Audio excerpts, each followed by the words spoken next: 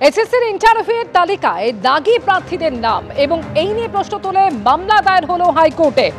Supreme কোর্টের নির্দেশের পরেও কিভাবে পরীক্ষায় বসলেন দাগিরা, কিভাবে ইন্টারভিউয়ের তালিকায় নাম, এই প্রশ্ন তুলে মামলা দায়ের হলো। একমাত্র বিশেষভাবে সক্ষম প্রার্থীদের কিছুটা ছাড় দেওয়া হয়েছে। এত সতর্কতা সত্ত্বেও দাগি প্রার্থীরা সুযোগ পেলে ভেরিফিকেশনের সময় তাদের বাদ দেওয়া হবে। স্কুল সার্ভিস কমিশনের হাতে সেই ক্ষমতা সবসময়ই আছে, প্রেস বিবৃতিতে জানালো স্কুল শিক্ষা দপ্তর।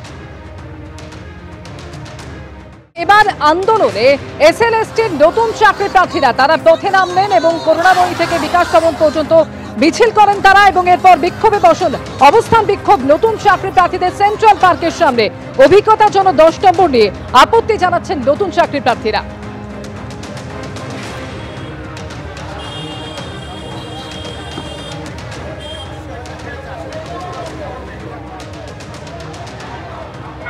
আপনাদের আন্দোলন শান্তিপূর্ণভাবে করবেন।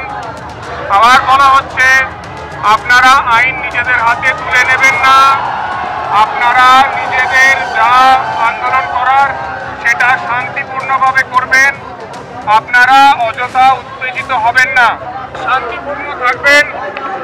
আপনারা শান্তিপূর্ণভাবে যা করার করবেন, আপনারা নিজেদের হাতে আইন তুলে নেবেন না। আপনাদেরকে আবার বলা হচ্ছে সরাসরি কথা বলবো ব্রতদীপ ভট্টাচার্য এই মুহূর্তে রয়েছেন আমাদের সঙ্গে। ব্রতদীপ, বঞ্চনার অভিযোগ তুলে এসএলএসটির এই সমস্ত নতুন চাকরি প্রার্থীরা তারা পথে নেমেছেন, অবস্থান বিক্ষোভ করছেন তারা, কি বক্তব্য তাদের, কি নিয়ে অভিযোগ তাদের?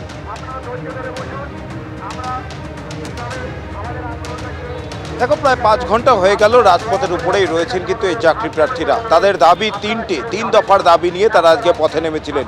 করুণাময়ী মোড় থেকে তারা মিছিল করেন, যাওয়ার কথা ছিল বিকাশ ভবন, কিন্তু ঠিক এইখানেই পুলিশ তাদের আটকে দেয়। সেন্ট্রাল পার্কের সামনে ময়ূখ ভবনের যে সিগন্যাল সেখানে পুলিশ ব্যারিকেড করে আটকে দেয়, আর তারপরেই তারা এখানে অবস্থানে বসে যান। তাদের যেটা দাবি রয়েছে 3 দফার দাবি, তার মধ্যে প্রথম হচ্ছে যে শিক্ষাগত যোগ্যতার জন্য চাকরি হারা যারা প্রার্থী রয়েছে তাদেরকে যে অতিরিক্ত 10 নম্বর দেওয়া হচ্ছে সেই 10 নম্বর বাতিল করতে হবে। কারণ তাদের যেটা যুক্তি, সেই 10 নম্বর দেওয়ার জন্য যারা নতুন চাকরি প্রার্থী তারা কিন্তু পিছিয়ে পড়ছেন। এমন অনেক চাকরি প্রার্থী রয়েছেন যারা লিখিত পরীক্ষায় 60-এর মধ্যে 60ই পেয়েছেন এবং যেটা শিক্ষাগত যোগ্যতার জন্য তারা 10 নম্বর অর্থাৎ 70, কিন্তু তা সত্ত্বেও তারা ইন্টারভিউতে ডাক পাচ্ছেন না।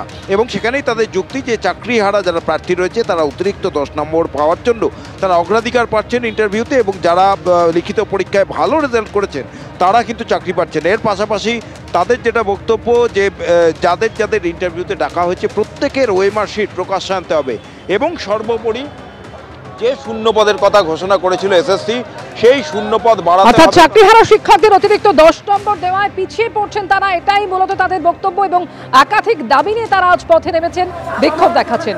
শিক্ষামন্ত্রী ব্রাত্য বসু কি বলেছেন শোনাবো। একেবারেই নেই, এটা কোনো এসএসসির সঙ্গে কথা হয়েছে, এখন অবধি এসএসসির জ্ঞান মোতাবেক কোনো দাগি প্রার্থীর নাম তালিকায় ওঠেনি। মামলার মতো হোক না, সে কি আছে, কি করা যাবে।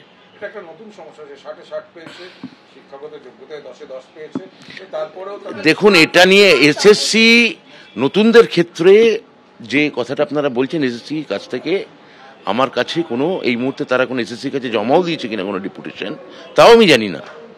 তাহলে এটা নিয়ে যতক্ষণ না এসএসসির সঙ্গে আমি কথা বলতে পারছি ততক্ষণ এটা আমি বলতে পারবো না। যারা তার আগে পরীক্ষায় বসুক না, ইন্টারভিউ দিক, প্রসেস শেষ হোক।